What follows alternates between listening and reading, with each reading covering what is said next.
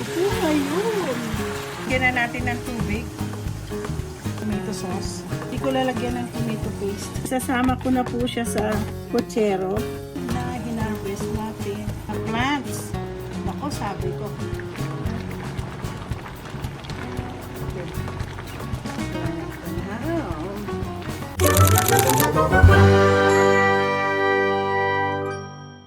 Good morning! It's another food vlogging. So finally today is Wednesday. Imagine Sunday ko pa na harvest ito. Ngayon ko lang lulutuin kasi ang dami pong ganap, ang daming nangyari. So ngayon finally sabi sa akin, Ninap, lutuin mo na yung gulay natin. So, anyway, andi dito naman at ako'y masugas. Nakuluntoy nga lang yung hindi na siya masyadong fresh. Pero, meron pa rin yung ating nilagay ko sa ref sa kabila. Meron po akong ref sa garahe. So, ito po. Ngayon, may pahabol po. Nakakuha po kami ng patatas doon sa garden. Basta na lang sumipot. Kaya nga sinabi ko nakakatuwa dahil yung aming garden ngayon, dahil nga sa compost, nagki-create po sila ng patatas. And ayan, ito po ilan ba kami? Naka-5 din. Naka-5 Ayan. So ngayon, hihiwalay-hiwalay ko na po ang mga gulay-gulay at huhugasan at chap-chapin. At ano ang gagawin ko sa aking food vlog ngayon? Inisip-isip ko kasi, di ba originally sinabi ko po sa inyo na gagawin ko po tong chop suey. Kaso nga pumasok ito. So sabi ni Nap, ilaga mo na lang. Okay? So ilalaga na lang natin ang aming ito hindi ko isasama yung sibuyas. Instead, yung sibuyas na nakuha namin noong Saturday, yun po ang aking ilalagay. Isasama ko dito sa nilagang baboy.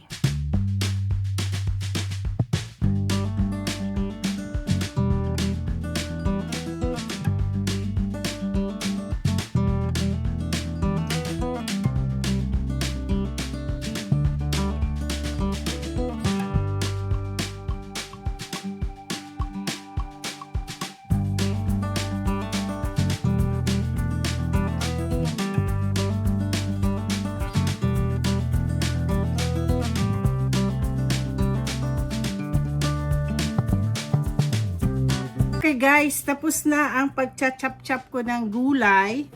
Ang next ko is ang pork. So, anong ginawa ko dun sa mga pagcha-chop ko, yung mga natirit. Ito nakita nyo. Yan. Hindi ko sinasayang po ito. Kasi ito ang magiging compost ko. Compost is fertilizer po sa mga gulay. So, at least ito napag-aralan na po namin after how many years po ako nagtatanim. Alam nyo, pag ganito, wag ho kayo ma-frustrate. Alam nyo lang, ilang frustration din po nangyari sa akin noong ako ay nag-umpisang mag-garden.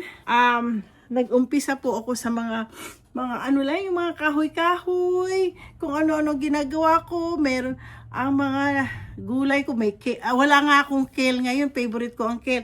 Pero hopefully next year, pwede naman siguro ako mag-kale uli.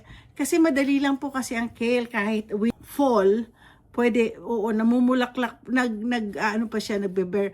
Kukuha ako ng seeds. Sa seeds ko na uumpisa ng kale. So anyway, nung nag-uumpisa po ako, ang nakakatuwa, after, yung marriage namin nila, after no wedding, okay, mag-asawa na kami ni Lance, ang father-in-law ko, tsaka yung kanyang apo, which is nephew ng aking asawa, na pulis na ngayon sa Ellensburg, sila po naglagay ng tag nito, open ho kasi ito. Alam dito sa Amerika, open pati sa harap namin, sa likod, open po yan. Meron nga lang silang gate pero yung steel, parang ganon. Anyway, So, ang ginawa naman father-in-law ko, nagtayo po siya ng fence. Nilagyan niya po kami ng fence. Ngayon tapos meron kaming bush, no? So, ang sabi nila, lagyan natin na sa harap para hindi tayo, gusto ko mag-garden, sabi ko. So, ang ginawa nila, nag-hire siya ng magagawa ng fence dito sa harap. So ngayon, nag-umpisa naglagay kami lupa, tapos ng mga retainers wall, tapos may mga So, nag-iisip po, ako po ay mag-garden, mga cabbage. Nung time na yun marami sa akin lettuce. Di pa ako marunong sa mga germinating ng mga talong, sayote. Ako, frustration ko yung sayote. Hanggang ngayon, 5 years, sabi ko, ilang years na? Tagal. Sabi ko, ayoko nang gawin. Pero si Luchi, tingnan natin kung magsasucceed yung tinanim niyang sayote. So, nakaka-frustrate din po ang pagiging yan. Marami po kasi mga messages dito sa aking So anyway, so hindi ayoko ma-frustrate sa pero alam niyo, all the more pag pinapakita mga old pictures ng aking garden, pati yung mga dati naglalagay-lagay akong garden, so maganda na sa tingin nila noon. Ngayon mas maganda daw dahil nag-improve na ang aking garden. Tapos sa likod po, wala masyadong halaman. Ginawa ko na rose garden. Sabi ng mga kaibigan ng asawa ko, the house become a home. Kasi siyempre binata asawa ko, minana niya itong bahay na to sa biyanan ko. So, wala. Ano ba naman alam ni gano'n. So, naglagyan ko talaga ng halaman. Pero yung may mga halaman po ang aking lola ng asawa ko, yung mga rhododendron, bawat gilid, gano'n may. So, anyway, may mga tinanggal ako, nilipat ko sa harap, gano'n. Ang dami pong, magto-21 years na po kami mag-asawa. So, nakakatuwa din po yung, lalo na, pag strawberry, yung blueberry ko halos 10 years old na po yung aking blueberries that it's still bearing good berry fruit. So, umpisa na natin ang aking pork. Ano na nga yan? Nilaga. Soup. Pork soup. Parang gano'n, pork stew. Or whatever. Pwede rin pork stew. Pero pwede rin natin gawing, kumpleto. Ngayon, meron po ako saging, which is gusto ni pangalan to? Ni Nap. Sa tingin ko, ipochero ko na lang. Sige, magcha-chop-chop po ako.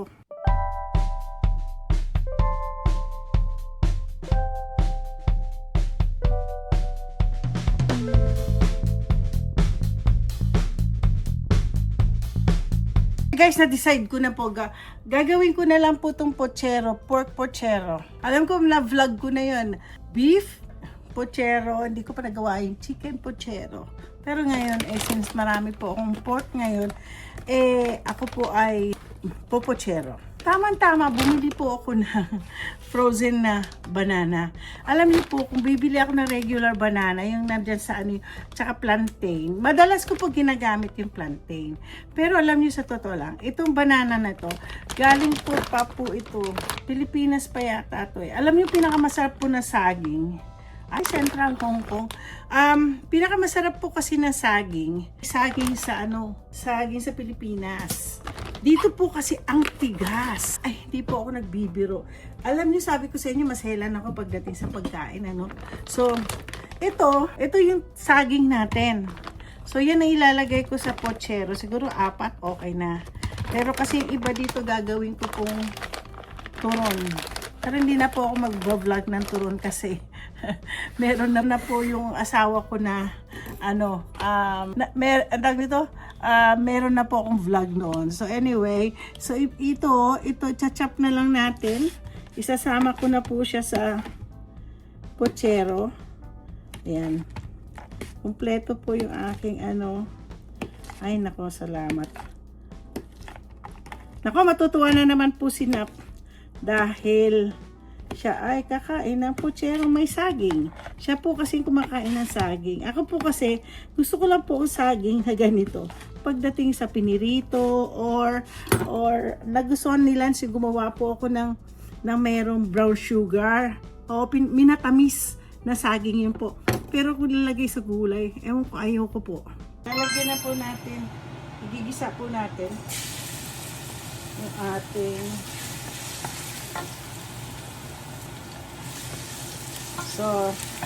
gisa-gisa. Gagamitin natin lahat ng gulay na ating pong na-harvest. Meron po akong garlic, pero hindi ko po na gamit pa po ang garlic ko kasi pinapatuyuan ko pa. Ngayon, itong garlic na ginamit ko, ito yung binili ko na mahilig po ako mag-shred. Ano yun? Chop. Okay, na yung garlic. Ito pong sibuyas, galing po to sa garden din. So, ginagamit, kasi itong white, alam nyo, mahal po. Yung maliit lang po to ha, pero yung malaki, yung ganyang kalaki, meron ba ako? For example ba? Ay, wala na. Nagamit ko na pala, yung ganyang kalaki, $2.45. Yung red, medyo mura, mga $1. 195 yata siguro. Yun. Anyway. So. Yun. Ay, init ko muna itong kanin ko kasi para makakain ako mamaya.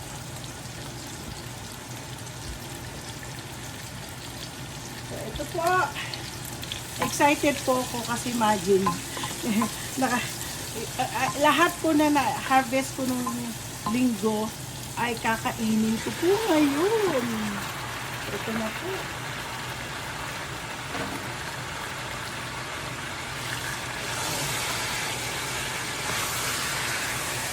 Ako, malaki yung aking nahiwa doon sa isa.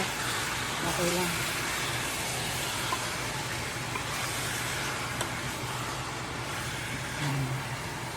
So, kailangan anin natin. Minsan ayoko po siyang lagyan ng tubig na ganito pang kulay.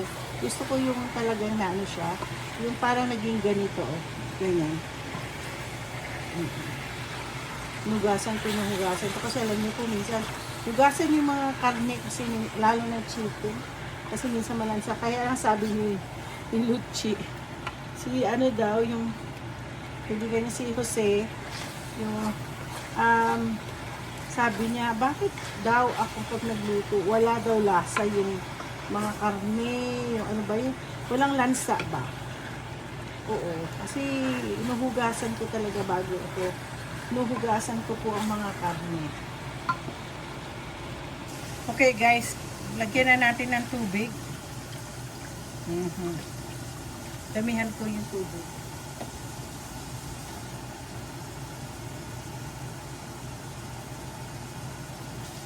So, lalagyan po natin, pakukuluan natin to.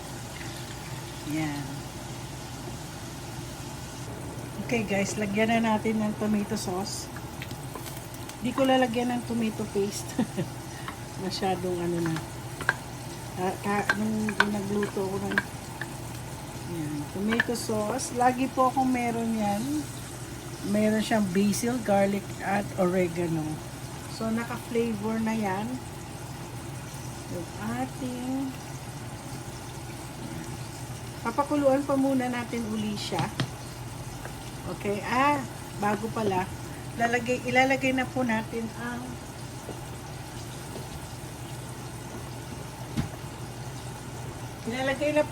ang carrots at saka patatas. Ito po ay galing sa aking garden. Ako po ay natutuwa. Gamitin na natin, gawin na natin pochero ang mga gulay na hinarvest natin sa aking. So, halukanin natin uli siya. Mukhang masarap siya. Okay, lalagay na natin yung saging. Sasabay ko yung saging at saka yung sitaw. Alam nyo, meron po ako nakitang doon sa, sa marketplace. Nagtitinda ng, ng mga saging na, na plants. Nako, sabi ko, gawa kaya, order kaya ako. para next year, ano, imagine, meron na po akong, may apple na, yung apple ko, after 3 years, tawag nito, after 3 years, namunga na. Tapos yung cherry ko, kahit na 3 lang, at least namunga. So, yun, nakakatuwa. So, sasarado ko muna ito, tikman ko. Sarap.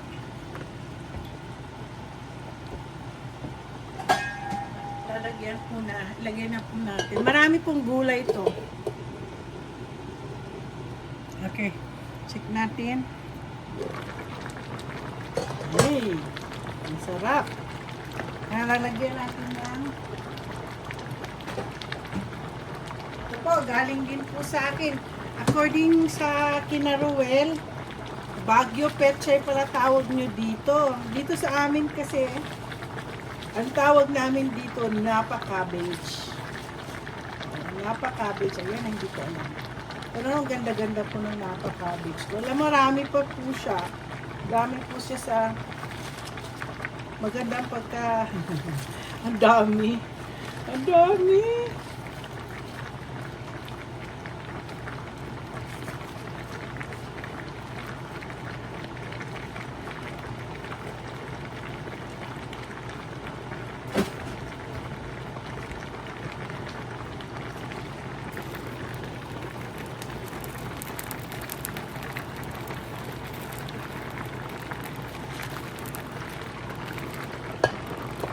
Ay, tanggalin natin ito.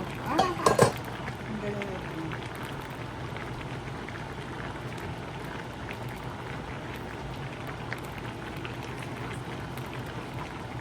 Ibang klaseng cabbage pala ito. Naku, dami. Hindi na yata magkasya. Iganon ko para lumiit. Ito na. Kumukulo-kulo.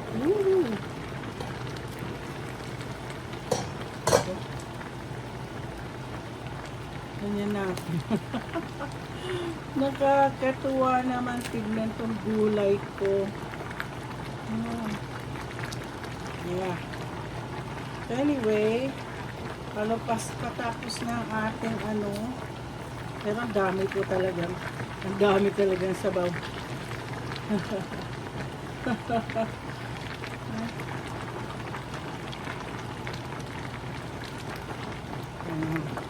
Okay. Yan natin, ha?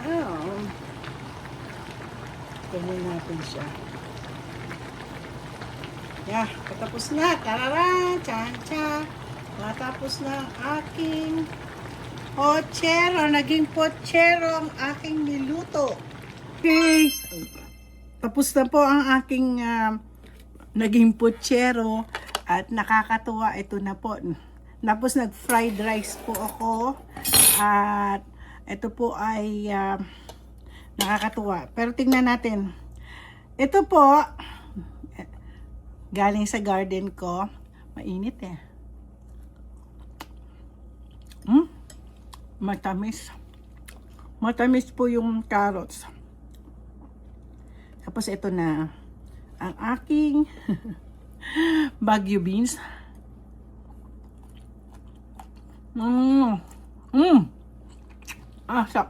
Crunchy. Hindi siya overcook. Ayan. Tignan natin ang patatas. Ang milagro sa garden ko ang patatas. Alam ba?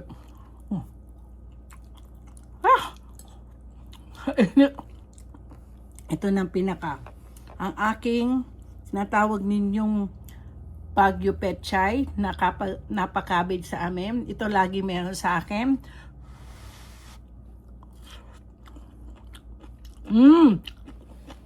Narinig niyo? Crunchy. Crunchy, oh. Ano ba? Ako'y nagagalak at natapos na po ang aking kailan Monday, Tuesday. Ngayon lang Wednesday ko na lang niluto yung yung mga gulay. Pero nakakatuwa at nagagalak po ako talaga kapag galing sa garden ko, yung pinaghirapan natin. Kasi minsan po wala si Lucci, ako po ang nagwa-water ng plants.